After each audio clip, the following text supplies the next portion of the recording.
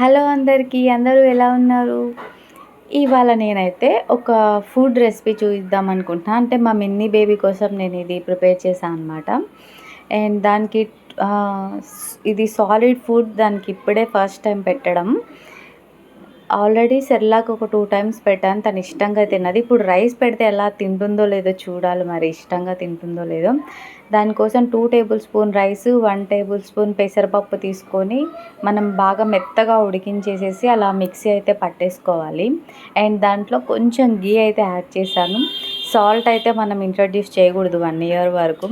And అది అలా mix చేసి పించ్ ఆఫ్ అదే అరుగుదల కోసం వాము జీరా పౌడర్ కలిపేసి బేబీకి అయితే ఇచ్చేసాను. ఒక 10 టేబుల్ స్పూన్ అయితే బాగానే తిన్నది. తర్వాత తను అంటే సెర్లాక్ తిన్నంత ఇష్టంగా అయితే ఈ రైస్ అయితే తినలేదు.